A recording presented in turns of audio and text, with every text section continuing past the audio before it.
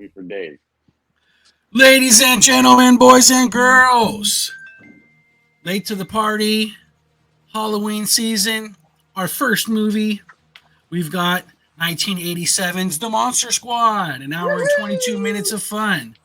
Andre Gower, Robbie Keeker, Ashley Bank, Ryan Lambert, Tom Noonan, Brent Shalem,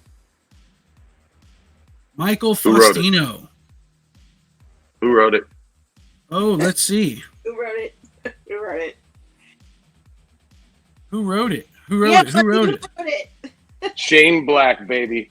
Oh, yeah, that's right. Shane Black wrote it. All right. We got a 6.9 out of 10 on IMDb, 3.2 out of 5 on Movie Meter, whatever that is. Higher than Gleaning the Cube. Hey. 56% on Rotten Tomatoes, 89% like this film. Count Dracula and other monsters are on a hunt to seize an amulet that will grant them powers to rule the world. This is when the Young Boys Monster Squad reveals its devious plan to curb the evil. Release date, August 14th, 1987, directed by Fred Dekker. Box office was the whopping $3.8 million US dollars, distributed by TriStar with music by Bruce Boughton. Let's see, do we got any how much it made?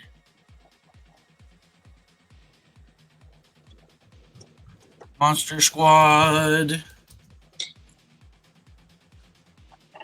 made. Don't matter. They have their own conventions now. That's how popular it is. That's how much money they make. Yep. They also have furry conventions, so. Fuck off. Hey, that's on my bucket list, man. That's on my bucket I don't see it. I don't see it. It's okay. We're going to have fun with it. Liz. Yes. You have picked, I think, out of the top 20 most money-losing movies of all time. I think you've grabbed like 5 of them already. That's because I'm that good. No, everybody needs a niche, right? Everybody has a lane. That's right. Everybody has their thing. No, I think Liz was didn't go to the movies. She watched all the movies on HBO, and the majority of the ones on HBO are the ones that failed at the movie theater, and they just were like, let's shove it in HBO so everyone could fucking see it. He was right there my whole life. Like my first 15 years right there. And I don't even think I watched it directly off of HBO. I think my dad taped it off of HBO, and then I watched it over and over on a VHS tape. I think that's how that went. No, man, this movie was a transition movie from the old black and white Universal monsters that my dad and I used to watch, and this was like the cool kid version of it. Well, I think it's coming out. It's coming out like right when PG-13 movies are doing their thing, right? So parents want to take their kids to see a movie. They don't necessarily want to see Mola Rum ripping the heart out of the still beating heart out of somebody, or gremlins exploding in a microwave.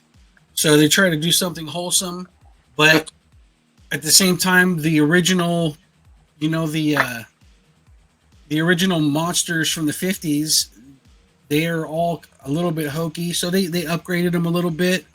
Also, at this time, the Goonies are Never Saying Die, and that whole piece is running rampant. And then the actual horror movies have dialed it up a huge notch, because you got Nightmare on Elm Street and Jason and Freddy and Michael Myers, and then all those sleepaway camp movies, and all of those, just bombarded by so many horror movies at that time. I think they wanted to put this one out to, have like a cross section and appeal to kids. It was the gateway movie between Goonies and Universal Monsters, and Freddy and Michael Myers and Jason and all those guys. This was like the baby step in between. I do want to say that if I ever get, out of all the horror movies I've seen, if I were to be able to pick the monsters coming to get me, these would be the ones, because the vampire chicks just coming down it's just like, oh my God, like you can like chop a tree down and sharpen up a steak, and you can eat some spaghetti. He says, "I'm in the goddamn club, ain't I?" Nice. Stabs him out. That's my favorite fucking scene ever in that movie, dude. That No, thing's the best scene fucked in the movie is the little girl says, "Don't be chicken shit." That was the We all best scene. take off running. Well, this morning, I woke up and I said, "All right, I'm gonna watch the Monster Squad just to be fresh." Turn on my television. What's playing on TV? Wolfman's Got Nards, the documentary about the Monster Squad. I said, "Fuck it, I'm watching this, dude. Let's do it." So I sat down to watch it, and I learned so much more stuff that I did not even know about this fucking movie. You know what I mean? Like, and they were talking to one of the directors of the movie that my man Nate picked for our horror movie, Knights of Badassdom. And guess what he said the inspiration was for that movie? The Monster Squad. He said he wanted to make a movie where it was the Monster Squad. If the Monster Squad had grown up and they were adults, what would it be like? And that's the Knights of Badassdom. So it all comes full circle and everything we're going to be watching this month, guys. So very, very just, I thought that was the funniest thing in the world. I was dying laughing. I was like, oh shit, that's fucking funny, dude. Like now I'm really excited to watch it and stuff. So, but I mean, this movie has dialogue for days, and literally the end scene with Phoebe holding on to Frankenstein, you know what I mean? And the cry that she's giving, dude, like fucks me up every time it happens. I've seen this movie a billion times, dude. And every time, don't go, Maggie, don't go. Fuck me up, dude. Just crying. And she throws her fucking stuffed animal and he catches it and he floats away. I was like, the poor little girl can't have her homie with her. They're the best of friends. He's never like do the same thing. I literally every time it gets me, dude. Every time I'm like, no, don't go, But Ricky, don't but go. the scene, like, and that's what I mean. Like, this movie has so many classic scenes. It's insane. Like down to where they're fucking having the sister read the book. she gets to the end and they're looking around and they go, "Where's all the mumbo jumbo shit? Some pretty heavy shit. He said, "Where's all the mumbo jumbo shit?" And the girl goes, and she looks at, "Are you a virgin?" She says, "Well, there was this one time, but it doesn't count." And the way the kid reacts, she's like, "Doesn't count." Such a girl answer. Such a girl answer. Hey, Steve, it doesn't count. That fucking killed me, dude. I was like, "Oh my god, dude!" And even down to like, You can't. Band-Aid breath. Yeah. Or when the little girl's trying to get into the clubhouse, she goes, "You gotta." Prescription. Yeah. Drugs that you're on if you think you're getting up here. Come on, guys, you don't let me.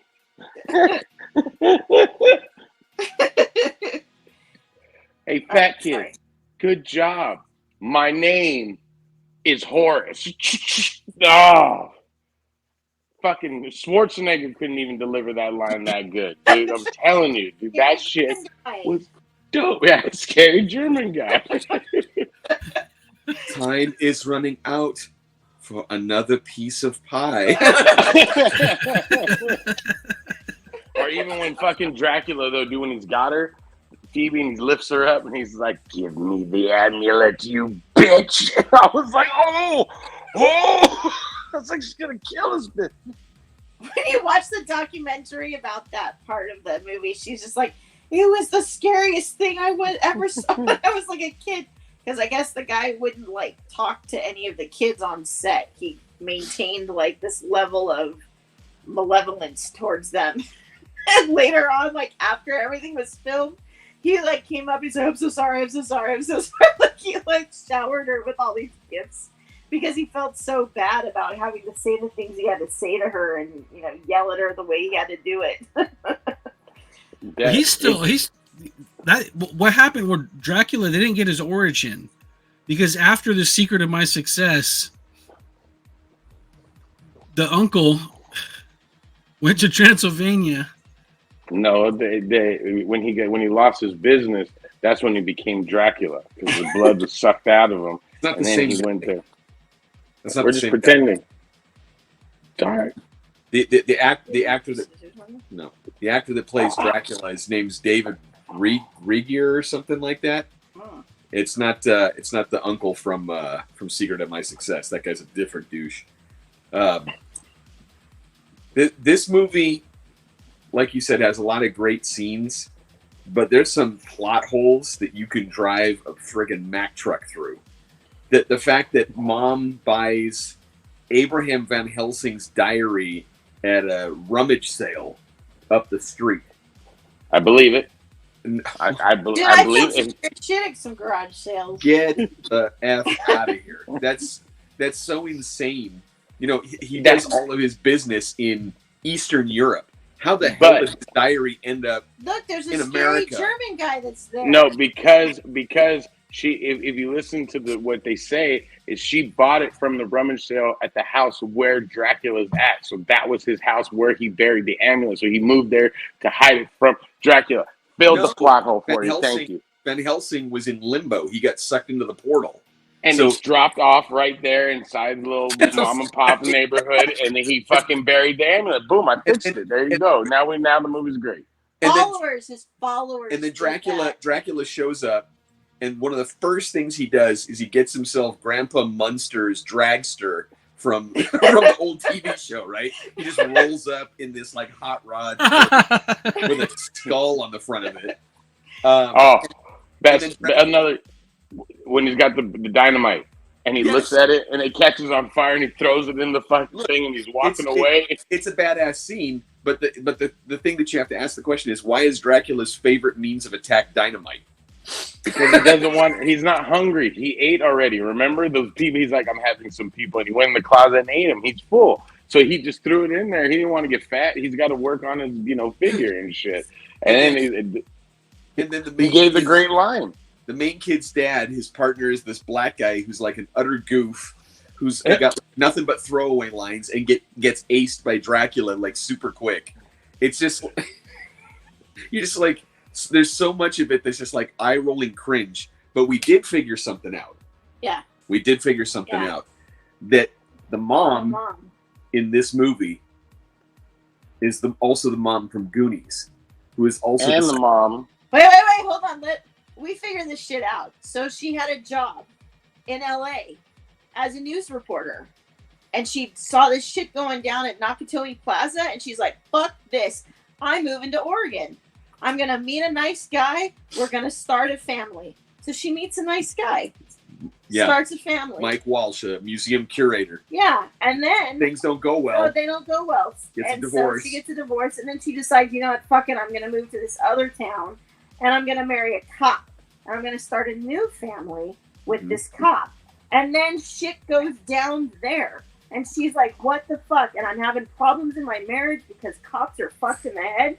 So what does she do? She's like, fuck it. I'll just go back to LA since it's fucked no matter where we go. And then she decides to become a counselor for a shrink for the LAPD. And then she runs into like Briggs and Murtaugh. I mean, and you're forgetting that Shane Black wrote Lethal Weapon, and he wrote this one. So, God damn, it all connects, god dang. We have traced her entire livelihood, and then she just ends up in probably some funny farm because Riggs and Murtaugh make her go crazy. we kind of lose track of her after that. She's also in Romancing the Stone. Oh my god. Oh, that's right, she's the sister. So she's got a crazy sister out there too. Tell me that you didn't get flashbacks when he's in woodshop class and he's fucking making the steaks and shit and had the birdhouse. I was like, oh, I made that birdhouse. I remember that shit. And he just puts it down. He fucking starts making the steak. I was like, what shop teacher would let him fucking do that? I like that montage because he literally makes the silver bullets like seconds after he puts the spoons into the smelter, right? He dips the spoons in and immediately begins pouring it. I was like, and then immediately that's amazing. Taps them out right away too. Yeah, and they're already solid, ready to go. I'm like, wow. That's why Rudy's badass, dude. You know, he's badass. Like that's the man. We wrote a song about him. Yeah. Mm-hmm. Specialists. Specialists. Did anybody else notice that the little kid that had the mummy in his closet?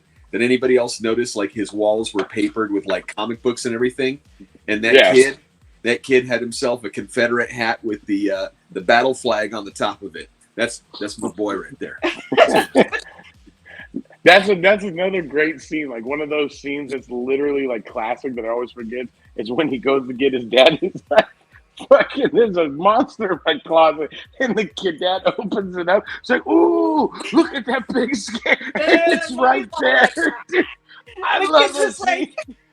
And even that little kid, he only says like 5 lines in the whole movie, but he's got great lines. Like when he's eating the Twinkie and he fucking falls in the water and the creature pops up, he's like, creature stole my Twinkie.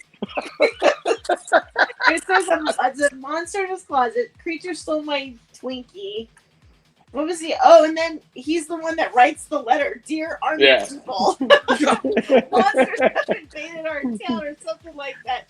Please send somebody quick. But the best part is it worked. Because at the end of the movie, the fucking army shows up. He looks at the little kid. He goes, well, who's this? Where are the monsters? This person? Yeah, who's Eugene? Out. Who are you guys? And hands him that slip of paper. We're the Monster Squad. Yeah, they made business cards through all of that montage. They and then business cards. I made business cards of the Monster Squad when I was a kid. And the the crowning achievement of the film is the cringe movie rap song that wraps it all, that closes the whole thing out. And I'm just like, oh god, we're the Monster Squad and the forces of evil. They'll run and hide. I got the soundtrack in the house. We could bang it right now, dude. Monster Squad. There's parts of this movie that I really enjoy, and then there's other parts where you're just like, no. Josh's favorite part of this movie is when Van Helsing grabs Dracula and drags him back to limbo and gives him the thumbs up.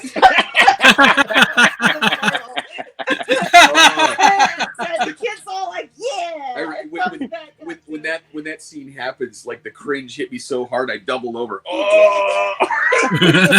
What the fuck? The thing is it's rapid fire cringe at the end. So you got Van Helsing giving the thumbs up. You got the army guys showing up because of the crayon letter, and then you got the ending rap song that's monsters. Oh my! So it's like a triple punch. It's like knocked out from cringe. John's like, I gotta take it.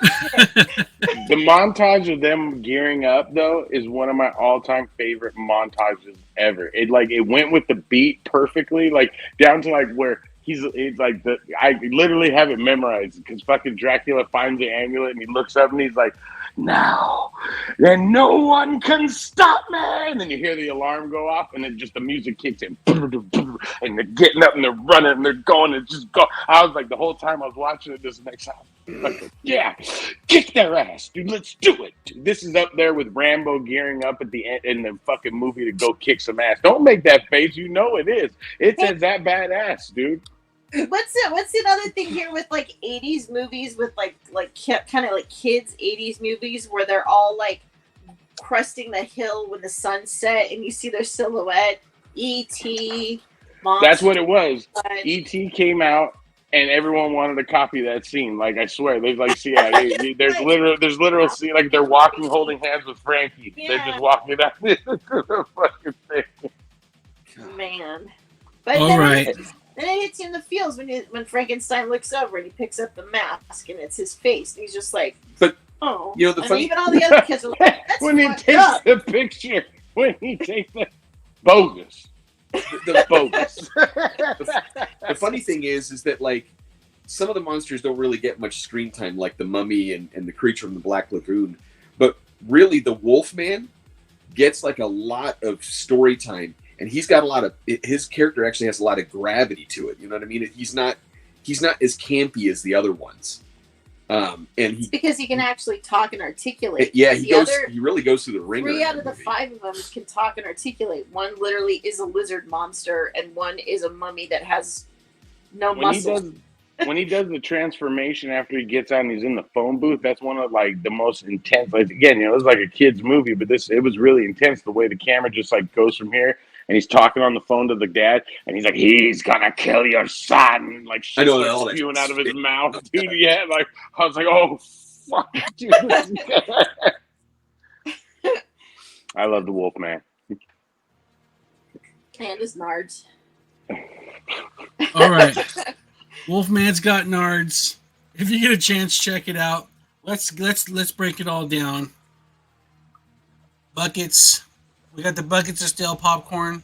I don't know how many movies. I'll start it off today. I don't know how many movies that this influenced, but I know that this movie was influenced by a lot of movies. So I don't necessarily know that it holds up to our established criteria, but it was fun.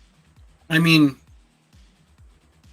it was fun. You know, it felt like the Goonies, like Bastard Stepbrother. You know, but God damn, man.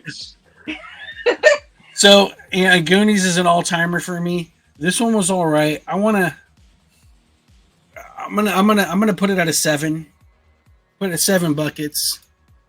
You know, my Juliet watched it with me. She's 5 years old. She had a good time with it. It wasn't too scary for her, so 7. You go. Yeah, I'm going to agree with that number for Nate. I definitely think it's a 7. It was definitely fun to watch. I think that there are portions of this film that are acted very well. The guys that did at least Dracula and the Wolfman and Frankenstein, I think they did an excellent job in their roles. The kids are the kids, man. Scary German guy is about the next best thing in the film. I think it's got good acting. I think that there's a decent story behind it. I just think that there's a lot of campiness to the movie, and there's of course the giant cringe that takes place right at the end, the triple punch. It just can't get past the 7. It's worth watching, but just get ready at the end, man, to just be wincing the whole time. You're gonna be wincing in this review. Tell him, Liz. I'm going fuzzy on this one. Uh-oh. Okay, so it's like, I guess, as it should be according to like our buckets, it's probably a 7 or an 8. But fuck that. You know what? This is like 8 million because I love this movie from front to back. Yeah, there's a lot of cringe stuff, but you know what? When you're a teenager, your teenage life is nothing but cringe. It's awkward. It's whatever. It's the bullying. It's the weird shit. It's the adventure that you're hoping that you're going to be able to have. We got to see action and adventure with Goonies. Now we get to see the monster side of this. This is the monster Goonies. I love this movie. I've got the T-shirt with that poster from our little thumbnail. This movie's fantastic, and it's got Adam Lambert, who is my little heartthrob from Kids Incorporated off the Disney Channel. Ryan Lambert. Adam Lambert is the gay guy. That's right. Ryan Lambert. But anyway, this movie's great. I love it. I love everything about it, and I'm gonna keep watching it over and over again. And I like the documentary. If you ever get the DVD, watch the documentary series because it adds a lot of fun stuff in it that you didn't know that happened. So, if you don't like this movie, you have no soul. That's right. What's wrong with you? I didn't say I didn't like it. I just said it has a lot of cringe. I love it. Well, this is worthy of. I think they could do a remake of this. I don't want. Don't put that in the. Don't do it. But they could upgrade it a little bit. So it could use an update. We just don't live in a time where it's possible. Right. No, don't stop. Put that, get that juju out of the fucking atmosphere. Get it out of there. Because let me tell you, man, this is a perfect movie. By our bucket list, I'm calling it a 10. Okay, it's a fucking 10. And then with the fuzzy points and Liz's points, I'm making it an 8,000,001, ladies and gentlemen. I'm adding that extra 1 there because it's that fucking good. And everyone's like, "Oh, Fuzzy always gives everybody the points and shit like that." But let me tell you something. I'm in the goddamn club, ain't I? And you can't be. That guy is so badass, dude. Fat kid's the kid's name is Fat Kid, dude. Like, come on, dude. And he fucking triumphs at the end of the movie. My name is Horace. I'll quote this fucking movie to the day I die. I'll be on my deathbed going like, I like the there was one time, but it didn't count. Doesn't count. So, 8,000,001. Ladies and gentlemen, you need to have the VHS, the Beta, the fucking Laserdisc, the DVD. You need to have them all in your Maybe collection. I watched on Laserdisc. All right, there you have it, folks. Late to the party. The movie averaged a little over 8 million. Thanks for watching. Fuzzy, take us out. Ladies and gentlemen, don't forget to keep watching. Click that like button. And ladies and gentlemen, don't forget to live hard, live free, and don't forget to Monster Squad it up, ladies and gentlemen. Monster Squad. Peace, love, and I'm going to say recycle because that's back in the 80s, baby. And the forces of evil, they'll run and hide.